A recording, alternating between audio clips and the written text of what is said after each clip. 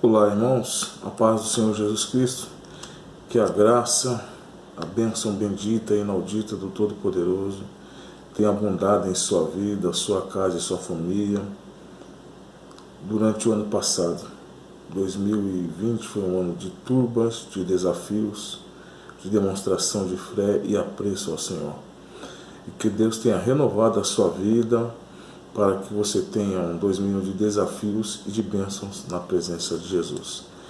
Estamos aí para o comentário da nossa primeira lição bíblica do ano de 2021, primeiro trimestre de 2021. Nossa primeira lição, 3 de janeiro de 2021. O tema é a pessoa do Espírito Santo. Vai falar sobre pentecostalismo, o verdadeiro pentecostalismo. O que é a veracidade do Pentecoste. O textuário nos diz: não entristeçais o Espírito Santo de Deus, no qual estáis selados para o dia da redenção, Efésios 4:30. A nossa leitura prática ela vai falar: somente a Bíblia revela a verdadeira identidade e as obras do Espírito Santo, um tema que nós pentecostais vivenciamos. Os objetivos da lição é apresentar a revelação do Espírito Santo nas Escrituras, relacionar a pessoa do Espírito Santo com Jesus, afirmar que o Espírito Santo age no mundo e no ser humano. A revelação do Espírito Santo nas Escrituras, tópico 1. O Espírito Santo e Jesus Cristo, tópico 2. O Espírito Santo age no mundo e no ser humano, é o tópico 3. O objetivo geral da lição é expor a doutrina bíblica acerca da pessoa do Espírito Santo. Quando a gente vai falar do Espírito Santo, antigamente, eu me recordo muito bem, que quando eu me converti chamava-se pneumatologia. Hoje o pessoal já adotou a ideia de paracletologia, mas ambos estão relacionados ao aprendizado, à doutrina do Espírito Santo. E falar sobre Pentecoste é falar sobre o Espírito Santo. Pentecoste é aquilo que está descrito lá em Atos 2, que o Espírito Santo desceu. Ou seja, o Espírito Santo é a força que capacita, que impulsiona o crente, que prepara, aprova o crente para estar indo às ruas, aos campos e valados, falando do precioso, do grandioso, do divino, do excelso, do bendito amor de nosso Senhor Jesus Cristo. E uma das evidências do poder do Espírito Santo na vida do crente é a glossolalia, ou seja, falar em línguas. É aquilo que aconteceu lá em Atos 2. As pessoas às vezes associam o Atos 2, aquele Pentecoste, em alguns movimentos. O Espírito Santo faz movimento, alegra. Porém, a maior evidência do poder do Espírito Santo na vida do homem é a conversão de outras pessoas. É falar de Jesus e a transformação de Jesus na vida de outras pessoas. Nossa leitura bíblica está registrada no Evangelho de João, capítulo de número 14, versículo de 16 a 18 e versículo 26, e o capítulo 16, versículo 14. Diz assim: e eu rogarei ao Pai, e Ele vos dará outro Consolador, para que fique convosco sempre. O Espírito Santo, que é da verdade, que o mundo não pode receber, porque não vê, nem conhece, mas vós o conheceis, porque habita convosco e estará em vós. Não vos deixarei órfão, voltarei para vós. Mas aquele Consolador, o Espírito Santo, que o Pai enviará no meu nome, ele vos ensinará todas as coisas e vos fará lembrar de tudo quanto vos tenho dito. João capítulo 16, versículo 14. Ele me glorificará, porque há de receber do que é meu e vou-lo há de anunciar. Então o Espírito Santo de Deus habita potentemente na vida de cada crente. Algumas coisas relacionadas ao Espírito Santo eu gostaria de comentar aqui e de falar com vocês. O Espírito Santo ele é onipotente, onisciente, onipresente, eterno e criador. 1 Coríntios capítulo 2, versículo de número 10 até o versículo 11. O Espírito Santo é Senhor. 2 Coríntios capítulo 3, versículo 17, versão Ara, Almeida, Revista e Atualizada. As obras do Espírito Santo são exclusividades de Deus. Mateus capítulo 1, versículo 18 e versículo 20. A fórmula batismal, o Espírito Santo aparece como Deus igual ao Pai e ao Filho, Mateus 28, 19. Ele é o autor do novo nascimento. João capítulo 3, versículos de 3 a 6. Vivemos em um mundo, em um momento delicado, pois muitos estão abraçando novidades sem conhecer o fundamento da fé. Como conhecer novidade? Muitas pessoas estão vindo para a igreja, aderindo ao Evangelho, não se converteu no Evangelho, porque se encantou, se afeiçoou de alguém de dentro da igreja, está interessado numa menininha, um rapaz da igreja, tem um carisma por alguma pessoa, acha uma pessoa servir a Deus bonita e acaba tendo aquela questão de descomprometimento, não conhecendo, não se preocupando em saber o que é a Bíblia, de onde vem a Bíblia, porque a Bíblia. Então, um dos fundamentos que vai colocar isso aí é que os cristãos pentecostais têm primordial em saber, devem saber disso, conhecer as suas raízes, ou conhecer as raízes da sua fé. Isso é primordial. Precisa saber que o que os pioneiros da fé ensinaram. Precisa conhecer o fundamento da sua fé. Segundo, conhecer o que os pioneiros ensinaram. Terceiro, como o ensino do Espírito Santo foi desenvolvido. Quarto, os grandes autores sobre o assunto deixaram escrito. Conhecer tudo isso aí. Tudo isso forma a identidade pentecostal que tem raízes na palavra de Deus e se confirma ao longo da história. No Brasil, foi caracterizado o jargão dos pentecostais que Jesus salva, Jesus cura, Jesus batiza com o Espírito Santo e voltará, ou leva para o céu, que alguns dizem que ele vai voltar. Então esse é o tema do jargão pentecostal, só que entrou algumas igrejas neopentecostais com outra linguagem, linguagens de riqueza, linguagens de bênção, que são apenas complementos, são coisas atemporais que são complementos do Evangelho, mas o Evangelho verdadeiro versa Jesus salva, Jesus cura, batiza com o Espírito Santo e vai voltar ou leva para o céu. Paracleto significa, o grego paracleto significa consolador, confortador, exortador, alguém designado para estar ao seu lado. Há duas palavras no grego para outro. Tá? No grego tem duas palavrinhas para outro. Allos e héteros. Héteros não com H, que H seria de gerúndio, de homem e mulher, um substantivo para homem e mulher. Mas allos significa o hétero significa outro de um tipo diferente. Por exemplo, você tem uma Bíblia comum. Ela é uma versão, essa daqui é uma versão ARC, que é Almeida Revista Corrigida. Mas eu tenho uma outra Bíblia ARC, Almeida Corrigida, que ela já é pentecostal de estudo, ela já é a mesma Bíblia, com a mesma linguagem, de um modelo diferente, que ela é uma Bíblia de estudo. Existe a ARA, Almeida Revista Atualizada, que eu acabei de citar aqui. É uma mesma Bíblia, a palavra de Deus, com uma outra linguagem diferente. Então, quando nós falamos de héteros, nós estamos falando de um tipo diferente, de mesmo conteúdo, mas com um tipo diferente. E no texto em epígrafe que nós citamos aqui, ele vai falar de halos, um outro do mesmo tipo, igual, congênero, é o mesmo Espírito, porque a Bíblia diz que o Espírito sonda as profundezas de Deus, é apto para discernir pensamentos, desejos e anelos do coração. Então é o mesmo tipo, é tudo aquilo que Deus faz, aquilo que Deus é, a essência de Deus que está habitando dentro do homem. Deus é muito grande. Se nós formos olhar o contexto da galáxia, o tamanho da galáxia, só a nossa galáxia, que é o sistema solar do planeta Terra, tem bilhões de galáxias. Tem mais de 10 bilhões de galáxias. Tem um outro planeta, um outro sistema solar que tem mais de 20 milhões de galáxias. E se nós formos aí 300 mil quilômetros por segundo, se não me engano, que é a velocidade da luz, nós demoraria milhões de anos para atravessarmos a Via Láctea, que é o sistema em que nós habitamos. Imagine o outro contingente. E Deus é maior do que tudo isso. Eu estou expressando isso aqui para você ter uma noção do tamanho de Deus. E Ele fez o seu Espírito, colocou uma partícula dentro de você. Ele colocou uma partícula desse Espírito dentro de nós. para nos fazer entender a sua grandiosidade e o seu precioso amor.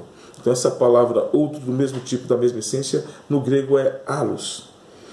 O Consolador para estar com vocês é uma promessa maravilhosa para um judeu. Quando Deus fala para o judeu que ele vai vir habitar no meio deles, que ele estaria no meio deles, era uma promessa gloriosa. A coluna de dia e a nuvem de fogo à noite. A nuvem de dia, para refrigerar, para amenizar aquele calor abrasador e fustigador do deserto. E uma coluna de fogo à noite para aquecer e para mostrar ao povo que ele estava no meio dele. Gênesis capítulo 1, versículo 1, de 1 a 3. Deixe-me ler aos senhores. Gênesis capítulo 1. Nós já temos a evidência gloriosa da atuação do Espírito. Diz assim: no princípio criou Deus os céus e a terra. A terra era sem forma e vazia. Havia trevas sobre a face do abismo e o Espírito de Deus se movia sobre a face das águas. E disse Deus: haja luz, e houve luz. O Espírito de Deus já era a força que estava motivando, cultivando a terra para a existência do ser humano. Veja a grandiosidade de Deus, o plano de Deus para nossas vidas. A grandiosidade de Deus para as nossas vidas. O Espírito atuando, preparando a terra para receber o povo que iria adorar ao Senhor. O Espírito de Deus sobre a vida de Jesus. Ele inaugura uma nova aliança que foi selada com o sangue do Cordeiro. Quando Jesus diz na Bíblia que quando Jesus saiu da face das águas, o Espírito veio sobre ele e diz: olha, este é o meu Filho amado em quem a minha alma compraz. E essa presença do Espírito Santo sobre Jesus caracteriza o segundo conceito, a segunda ação de Jesus, de Deus na vida de Jesus, do Espírito na vida de Jesus. Ele certifica que Jesus era o Filho de Deus e amado do Pai.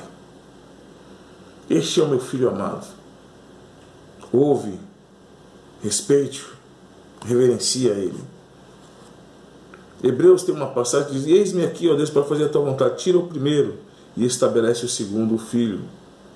Aqui habita toda a plenitude e toda a graça. O Verbo que veio habitar no meio dos homens. O Deus vivo no meio dos homens. E a terceira evidência do Espírito sobre a vida de Jesus.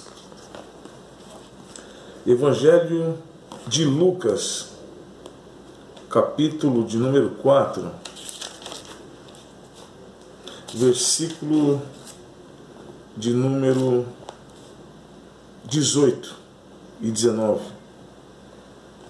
O Espírito do Senhor é sobre mim, porque o Senhor me ungiu para evangelizar os pobres, e enviou-me a curar os quebrantados de coração, e a pregoar liberdade aos cativos, a dar vista aos cegos, a pôr em liberdade os oprimidos e anunciar o ano aceitável do Senhor. Isso aqui selou e caracterizou o ministério de Jesus. Consolidou o poder de Deus na vida de Jesus, salvando, libertando, transformando a vida de todo ser humano. O Espírito de Deus atuando no mundo. Primeiro ponto: o Espírito é o único que convence o homem do pecado. Não adianta as suas atitudes, não adianta você tentar usar fetiche, usar alguns amuletos para tentar estimular a fé de alguém. Um copo com água falando da cura, se a pessoa não tem fé e se a pessoa não tem certeza do seu pecado, da sua situação de pecaminoso, e que ele realmente precisa de perdão, ele não vai se converter, ele vai se convencer, como é o caso de muita gente que está dentro das igrejas. Então o Espírito Santo é o único que vai convencer o homem de que verdadeiramente ele é pecador e necessita da graça de Deus. Segundo, o Espírito Santo nos dá discernimento, nos faz entender, compreender as maravilhas de Deus. O Espírito também nos incita à vigilância, um terceiro ponto. Ele nos ajuda a pondere, vai por aqui, este é o caminho, este é a jornada, essas são as coordenadas. E os frutos do Espírito, Gálatas capítulo 5, vocês sabem lá, podem ler, conferir Gálatas capítulo 5, versículo a partir do 22, se eu não me engano, se não me falha a memória, que ali está falando dos frutos do Espírito. Quando o Espírito de Deus está sobre a vida de alguém, quando o Espírito está na vida de alguém, aquilo ali são reflexos, são os frutos do Espírito. Vocês, como bons estudantes da Bíblia, nós, como bons estudantes da Bíblia, já conhecemos alguns dos símbolos do Espírito Santo, que é fogo, Lucas 3,16, vento, Atos 2,2, água, João 7,37 a 39, pomba, Mateus 3,16 17, selo, Efésios 1,13, óleo ou azeite, Zacarias 4,2 a 6, símbolos do Espírito Santo. A prova da divindade do Espírito Santo, de caráter incontestável, é que o Espírito Santo realiza trabalhos que só o Deus eterno poderia realizar. Comunicar a criação da vida, Gênesis 1:2, como nós lemos. Só ele transforma o homem e convence o homem do pecado, João 3, de 3 a 8. Ele levantou a Cristo da morte, Romanos 8:11. Esses são um dos atributos. E para encerrarmos o nosso comentário, a personalidade do Espírito Santo. Algumas, tá? Não pontuei todas, mas algumas aqui a gente pontuou. Ele cria e dá vida, João 3, 3 e 4. Ele nomeia e comissiona ministros, Atos 13, versículos 2, 20 e 28. Ele direciona os ministros onde pregar, Atos 16, 6 a 7.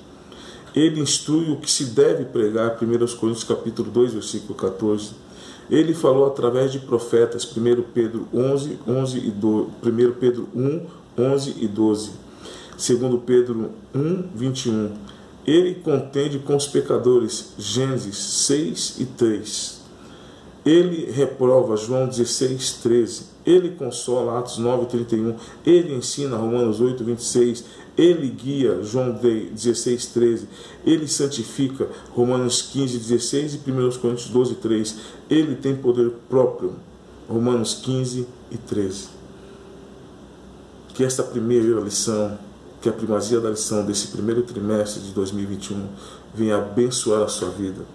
Que o Espírito de Deus venha direcionar, nortear a sua vida, para que você venha se aprofundar mais e mais no aprendizado da palavra do Senhor. O Espírito Santo, o outro Consolador, ele é um Consolador semelhante a Jesus, João 14, 16. Ele é o Consolador permanente dos discípulos, João 14, 16b. E para que fique sempre convosco, o Espírito jamais deixaria os discípulos, daria a eles o consolo nas horas mais amargas, direção nas horas mais confusas e poder nas horas mais cruciais. Aconteceu isso aí com muitos pais da fé, com muitos pioneiros da fé. O Espírito Santo é a fonte da verdade, João capítulo 14, 17. O mundo não pode conhecer e receber o Espírito Santo, pois o mundo ainda está enredado pelo engano, alimentado pela mentira, perdido e emaranhado de ideias. O Espírito Santo é a fonte da verdade. Ele inspirou as Escrituras, nos ilumina a mente para que entendamos. O Espírito Santo é Deus que habita em nós. E se o Espírito de Deus, o Espírito daquele que ressuscitou a Jesus Cristo dos mortos habita em vocês ou em nós, então nós temos paz e comunhão com Deus. Que Deus abençoe. Boa aula, ótima lição para vocês nesse início de ano. Que seja um ano de bênção, um ano de graça e um ano de vitória em nome de Jesus.